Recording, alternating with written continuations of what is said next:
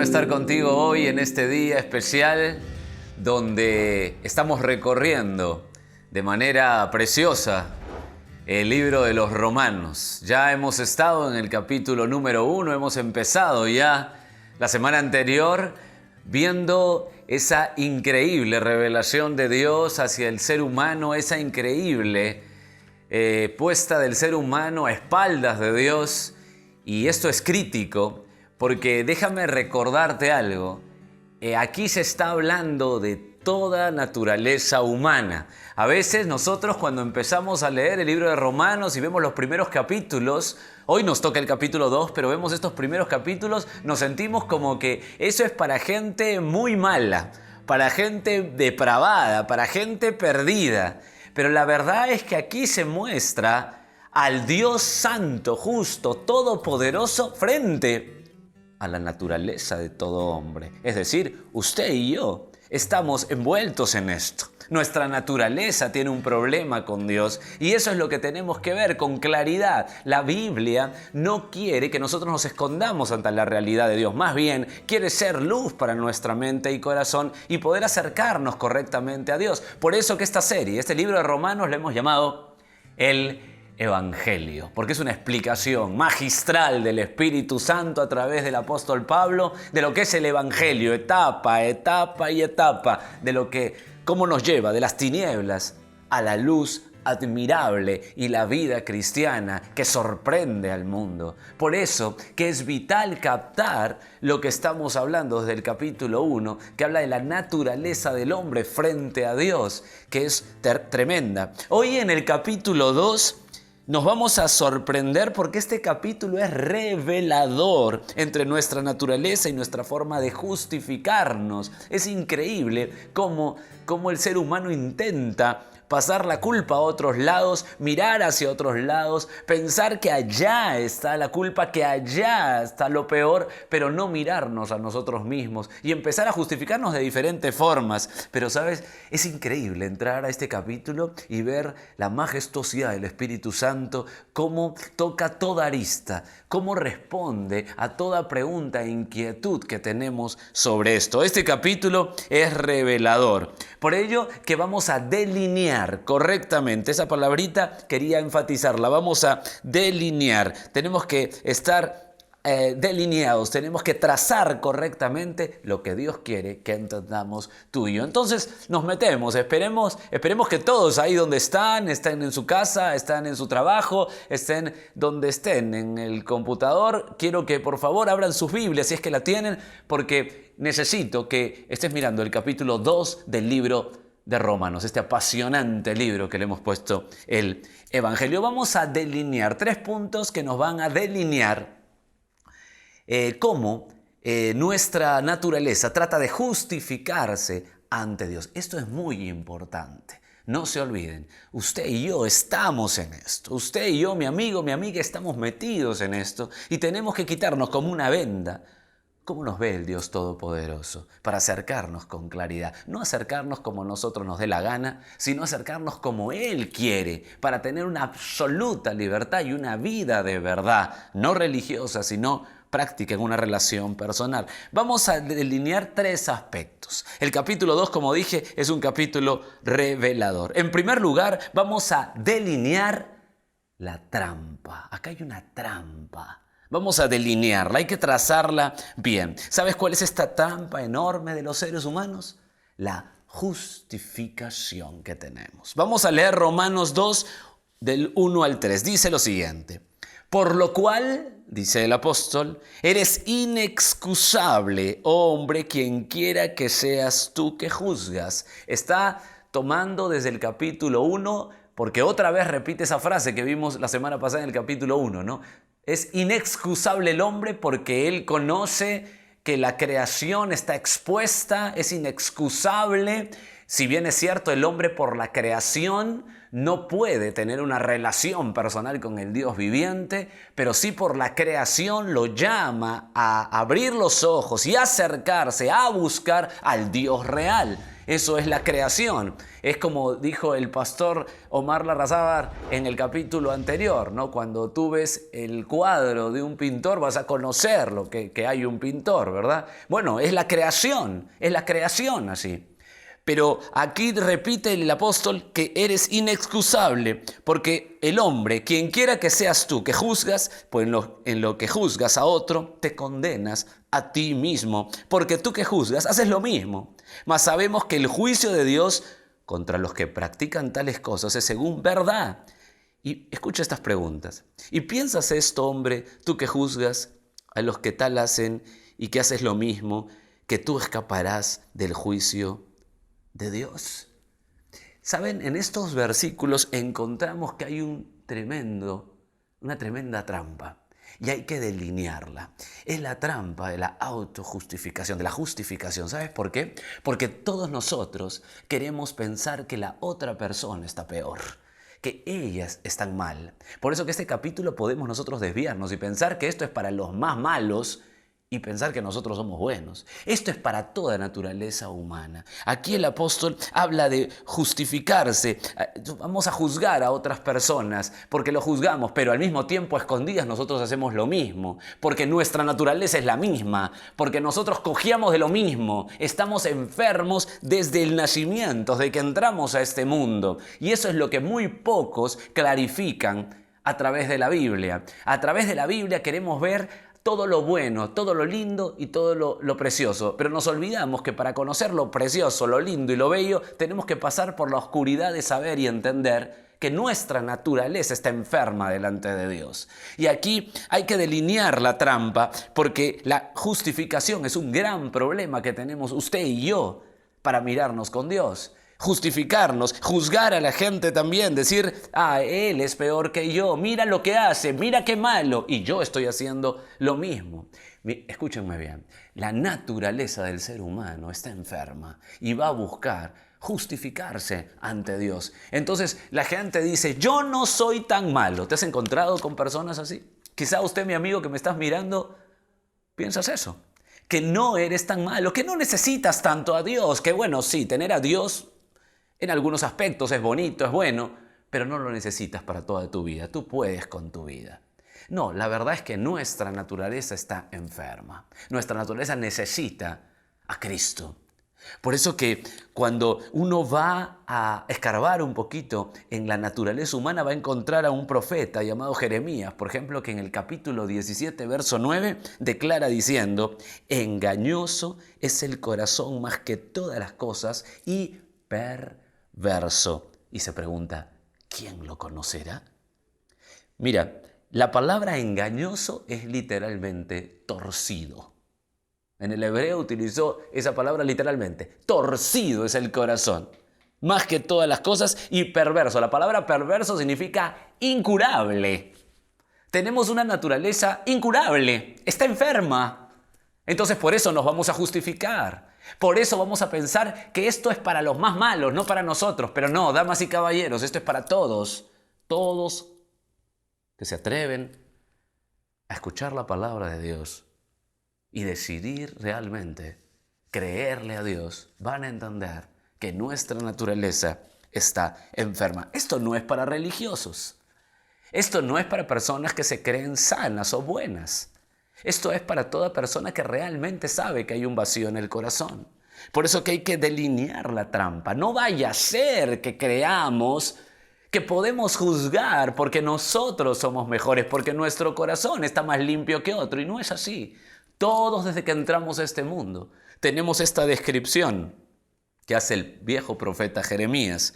Un corazón que está torcido, un corazón que es incurable. Esa es nuestra naturaleza. Pero también en esta porción de delinear la trampa tenemos que aclarar algunas cosas. Mira, quiero leer contigo el verso 5 y 6. Dice, pero por tu dureza y por tu corazón no arrepentido, atesoras para ti mismo ira para el día de la ira, de la revelación del justo juicio de Dios, el cual pagará a cada uno conforme a sus obras.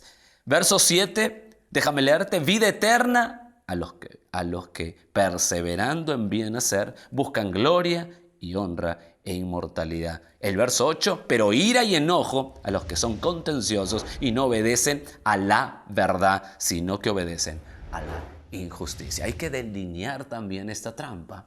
Hay mucha gente que no solamente se cree buena gente y se justifica a sí misma, sino que hay gente que piensa que cuando muera tiene otra oportunidad. O hay gente que piensa que Diosito es tan bueno que le va a pasar todo, porque no han entendido que Dios es justo y que la ira de Dios es absolutamente real. Mis queridos, Dios es santo. Dios es justo, Dios es puro, no puede juntarse con el pecado, con la suciedad. Y todo, de lo contrario, todos nuestros corazones están torcidos, incurables. O sea, hay un choque ahí. Tenemos que entender que la única forma para reconciliar y hacer un puente correcto es a través de lo que dice el apóstol en el verso 5. Arrepentimiento. Un cambio de mente, no por buenas obras nuestras, ni tuyas, ni mías, sino por un arrepentimiento genuino. ¿Tú te estás justificando? ¿De verdad piensas? No importa si asistes a una iglesia, ¿tú piensas en tu corazón de verdad que no es tanto así, que no necesitamos tanto a Dios, que tú sí puedes caminar por ti mismo, que hay otros que se portan peor, hay otros que hacen más mal que tú y por eso recibirán más castigo que tú o que yo? Mi amigo, estamos enfermos. Tenemos que entender y hay que delinear esa trampa que nos aqueja a todos, Y tenemos que entender también que toda persona nace enferma y si muere así, se tiene que confrontar ante la ira de Dios, al infierno, por la eternidad. El otro ámbito real es que si tú te arrepientes en un instante, Cristo perdona tus pecados. ¿Por qué? Porque Él tomó toda esa basura nuestra en la cruz y Él resucitó al tercer día. No se quedó en la tumba. El arrepentimiento es clave. Es la llave que abre la puerta para la eternidad con Dios. Tú te tienes que poner a meditar hoy. Por eso te decía que este capítulo de Romanos es revelador, es demandante. No caigas en esta trampa de creer buena gente o de creernos buena gente y de justificarnos y de juzgar a los demás. Hay que tener mucho cuidado porque puedes, como digo, pertenecer a una iglesia, pero no haber entendido la realidad. Tengan cuidado, hay que delinear bien esta trampa. En segundo lugar, quisiera delinear el termómetro que tenemos tú y yo. Y vamos a entender esa palabra termómetro cuando empecemos a describirlo y explicarlo, porque esto se tiene que explicar. A partir del verso 12 va a delinear este termómetro el apóstol Pablo. Hemos visto que la primera trampa de justificarse, esta trampa de justificarse a uno mismo, de creerse buena gente, y te quieres evitar entrar a una confrontación con el Dios viviente porque tú eres buena gente. Pero el apóstol Pablo dice no, tenemos un gran problema por naturaleza y la única forma es arrepentirse. No hay otra forma. Pero en segundo lugar hay que delinear el termómetro. Debemos delinear también que Pablo nos da la claridad para los que quieren justificarse diciendo que ¿qué pasa con la gente que no conoce la ley de Dios? ¿Qué pasa con esa gente que nunca tiene la oportunidad de conocer a Dios? Y esas son las preguntas que nos hacen muchísimas veces. Pero aquí la Biblia delinea de manera increíble este termómetro que toda persona tiene. Déjame leerte, por favor, del verso 12 al 16. ¿Sabes? Quiero leerlo y quiero que estés atento porque esta lectura es absolutamente clara, clarifica esa pregunta de ¿qué pasa con las personas que no conocen la ley de Dios? ¿Qué pasa con las personas que no tienen oportunidad? Pensamos en tribus, pensamos en etnias muy metidas, ¿verdad? Mira lo que dice ahí a partir del verso 12. Porque todos los que sin ley han pecado, sin ley también perecerán. Y todos los que bajo la ley han pecado, por la ley serán juzgados. Porque no son los oidores de la ley los justos ante Dios, sino los hacedores de la ley serán justificados. Porque cuando los gentiles que no tienen ley hacen por naturaleza lo que es de la ley, estos, aunque no tengan ley, son ley para sí mismos, mostrando la obra de la ley escrita en sus corazones, dando testimonio, escucha bien, su conciencia y acusándoles o defendiéndoles sus razonamientos. Esta parte es magistral porque todos tenemos un termómetro en nuestra vida. Se llama la conciencia. La conciencia. Hemos visto en el capítulo 1 que nadie tiene excusa. Todos ven la creación. Pero aquí en el capítulo 2 vemos que tenemos un termómetro en nuestro ser que nos acusa o nos defiende de nuestros actos. Y aquí el apóstol dice, bueno, ¿tú quieres saber qué va a pasar con esas personas que viven en una etnia, en una tribu? Bueno, déjame decirte con toda claridad, su conciencia los condena, porque saben bien que sus acciones son en contra de la ley de Dios en sus corazones. Así no tengan la ley de Dios, tienen un termómetro. Es decir, escúchame bien que esto es básico, es decir, la predicación es urgente. Predicar a Cristo en el mundo es urgente. Llegar ahí donde la gente no ha escuchado el Evangelio es urgente, porque todos estamos fuera de Dios. Nuestra naturaleza está fuera de Dios. Y esa conciencia y ese termómetro que tenemos nos va diciendo que estamos alejados de Dios. Es increíble cómo el apóstol lo pone de manera magistral. Hay mucha gente que piensa que Dios es injusto, porque hay gente que no conoce, que nunca ha escuchado, y por qué Dios lo va a condenar.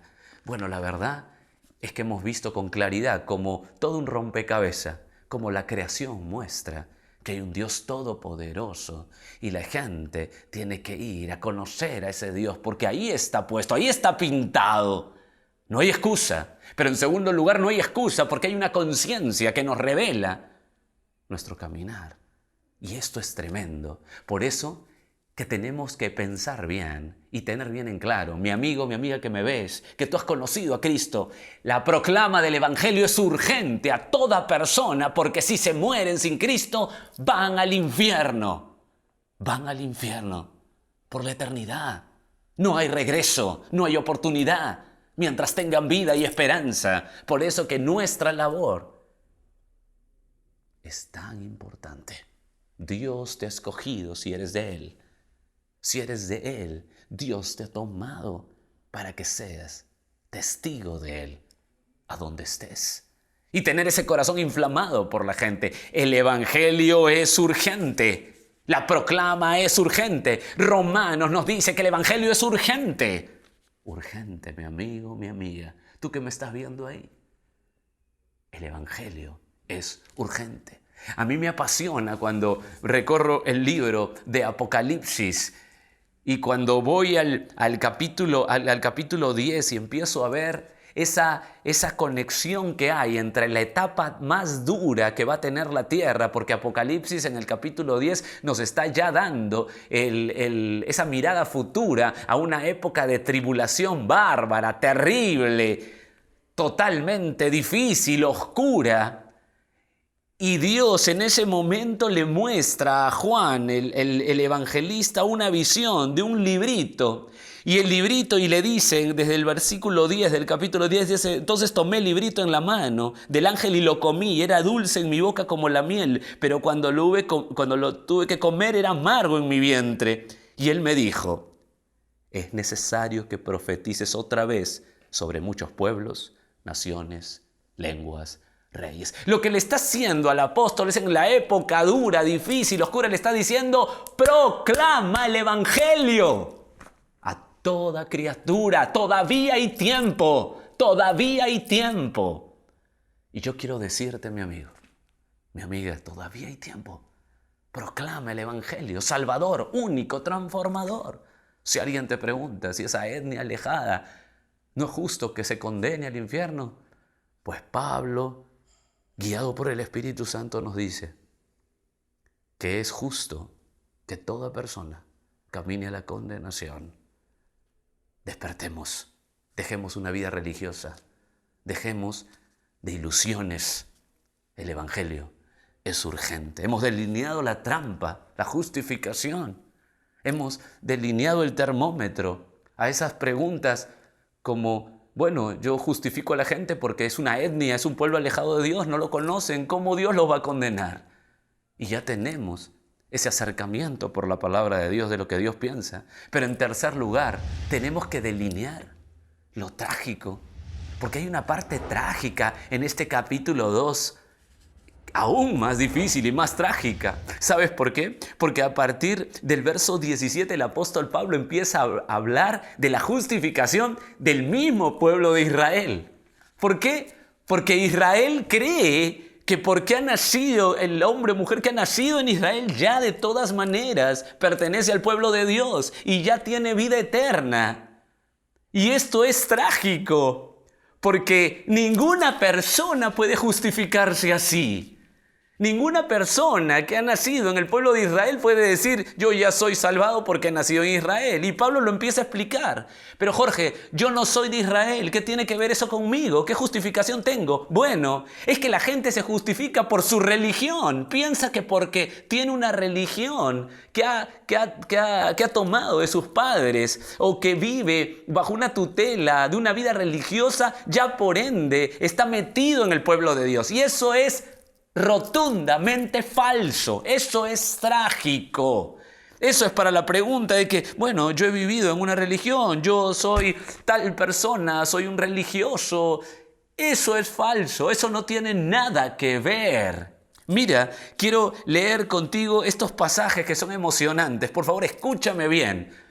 En estos pocos minutos que nos faltan, atiéndeme, porque esto es trágico. Y esto es lo que está pasando en nuestra sociedad hoy, contextualizando este problema del pueblo de Israel, que es trágico. Mira lo que dice Romanos 2, 17 al 24. He aquí, tú tienes el sobrenombre de judío y te apoyas en la ley y te glorías en Dios y conoces su voluntad e instruido por la ley apruebas lo mejor y confías en que eres guía de los ciegos, luz de los que están en tinieblas. Mira esa descripción. Instructor, dice ahí, de los indoctos, maestro de niños, que tienes en la ley la forma de la ciencia y de la verdad.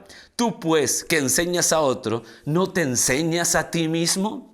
Tú que predicas que no se ha de hurtar, ¿hurtas?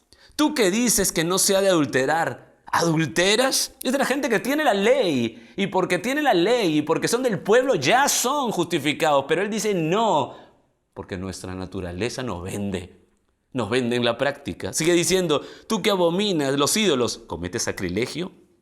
Tú que te jactas de la ley, con infracción de la ley deshonras a Dios, porque como está escrito, el nombre de Dios es blasfemado entre los gentiles por causa de vosotros. Esto es trágico. Esto es pensar que la gente que tiene un nombre religioso ya está aprobado por Dios. Eso no es así. ¿Sabes? Una de las cosas más fuertes que rechaza la Escritura es la religiosidad. La Escritura, la Biblia, nos llena de ejemplos donde Dios no acepta las religiones como medio para llegar a Él. Solamente hay un medio y se llama Jesús. Mira, hay un ejemplo en el Evangelio de Lucas donde se encuentra un hombre religioso llamado Zacarías. Y este hombre va a servir al templo. Zacarías es el nombre de un sacerdote que pronto va a ser padre de Juan el Bautista en Lucas capítulo 1. Y cuando el ángel se presenta a Zacarías, a un hombre religioso que conoce las Escrituras, que se supone que está conectado con Dios, se aparece el ángel. Y Zacarías, al ver al ángel, no le cree lo que Dios le tiene encargado. ¿Y sabes lo que pasa con Zacarías? Dice Lucas 1:20, se queda mudo por no creer. Pero ese mismo ángel, versículos posteriores, va ya no un religioso, sino una campesina, quinceañera y letrada, llamada María, y le da un anuncio. Y esa campesina responde, he aquí, la sierva del Señor, hágase en mí como Él dice. Un religioso no creyó el mensaje, una campesina sí. ¿Qué es lo que nos quiere mostrar Dios? Que Dios rechaza todo tipo de religión, toda religiosidad. Y Él quiere todo tu corazón, quiere que tú te rindas a Él, quiere que lo aceptes, quiere que le creas. a Él. Porque una cosa es creer en Dios y otra cosa es creer a Dios. Los que creen en Dios no necesariamente son de Dios. No te olvides que los demonios también creen en Dios. Ellos conocen a Dios, saben que hay Dios. Pero creerle a Dios es otra cosa. Es creer lo que Él dice y eso marca la diferencia. Por eso que delineamos lo trágico. Es increíble este relato. Pero déjame seguir leyéndote. Romanos capítulo 2 del 28 al 29 dice: pues no es judío el que es exteriormente, ni en la circuncisión, la que se hace exteriormente en la carne, sino que es judío el que lo es en el interior, y la circuncisión es la del corazón, en espíritu, no en la letra, la alabanza del cual no viene de los hombres, sino de Dios. ¿Sabes? No importa todo el esfuerzo que hagas religiosamente. Quizá tu religión puede llevarte a sentirte bien. Tu religión te puede llevar hasta que te aplaudan, quizá. Pero la verdad es que si no pasas por el camino real, si tú sigues justificándote por tu religiosidad y no por la verdad de la Biblia, no por la verdad de Jesús, vas a tener un gran problema con Dios en tu corazón, porque ese vacío no se va a ir. Mi querido amigo y amiga, mientras tú no vengas al que dijo: yo soy el camino, ven a casa, ven a mí y yo te transformo, que es Jesucristo mismo, el único camino para llegar al Padre. Mientras tú no vayas a ese camino, nunca irás a la casa celestial, nunca irás a la gloria de Dios. No importa si te justificas, no importa si tú crees que hablando de las etnias o de los pueblos alejados puedes justificar tu vida también. No importa si crees que por tu religión o por portarte bien o por tener una filosofía de buena gente, Dios te va a aceptar. Si tú no vienes al único camino, nunca irás a casa, nunca te sentirás en casa con esa paz y ese gozo que solo da Jesucristo, porque Él pagó toda nuestra asquerosidad en la cruz y Él resucitó el tercer día para darnos vida, para llevarnos a casa, para darnos esa seguridad. Mi amigo, mi amiga, ¿ya estás en casa? ¿De verdad tu corazón está reposado? ¿Has tenido ese encuentro personal y has dejado de justificarte y te has dado cuenta que frente a Dios estamos desnudos y que todos somos culpables y que no tenemos excusa y que no importa que esté aquí, en Lima o en otro lugar del mundo alejado, si Cristo no está en mi corazón, camino a la condenación? ¿Has pasado por ese camino? ¿Has llegado a casa? Déjame terminar con una historia. Había una niña que se extravió en Londres. Esta niña que se extravió se quedó escondida en una esquina de esas famosas comisarías que hay en Londres con esos policías famosos. Y uno de esos policías de Londres muy elegante salió porque escuchaba un titiretar de una niña, de un grito, de un llanto en una esquina, y él salió y dio la vuelta y encontró a esa niña sentada asustada. Este hombre la trató de abrazar y abrigar y le preguntó y le dijo: niña, ¿por dónde vives? Y la niña lloraba y no se le entendía nada. Entonces este hombre pensó y dijo: le voy a dar referencias de Londres para que ella pueda ubicarse y decirme por dónde vive. Entonces este policía le dijo: niña, ¿vives por el Museo Británico? Y la niña no respondía, gritaba más fuerte, empezaba a temblar. El policía le dijo: ¿vives por la Galería Nacional? Y la niña seguía llorando y no le contestaba nada. Entonces el policía le dijo: ¿por la Torre de Londres? Y la niña seguía llorando y era increíble su llanto. Entonces el policía se acordó que había una cruz enorme en la catedral y le dijo: niña, ¿vives por la cruz? La niña abrió los ojos y cayó y le dijo al policía: sí, voy a la cruz, llego a casa. mi querido amigo y amiga, si tú estás asustado o asustada en tu interior, si tú estás muerto de miedo porque la muerte pronto llegará, si tú de verdad en tu corazón todavía no tienes esa paz y ese gozo sobrenatural, tienes que ir a la cruz para ir a casa. Ven hoy a Él. Él te limpia, te perdona para siempre. Solo tienes que entregarle tu vida, pero toda. Jesús te quiere todo o nada. Hoy es un buen día para que tú medites, si eres de Él, para que sepas bien y entiendas bien que la palabra de Dios no bromea y que este libro de Romanos, el Evangelio que ha cambiado a miles de personas, cuando entran a estudiar la palabra de Dios, puede cambiarte a ti hoy y darte un nuevo comienzo, porque para ir a casa tienes que pasar por la cruz. Que Dios te bendiga y te ruego que medites en lo que hemos hablado y que el Señor toque tu vida hoy, porque sus promesas son para hoy, no para mañana. Hoy es el día de salvación para ti. Que Dios te bendiga.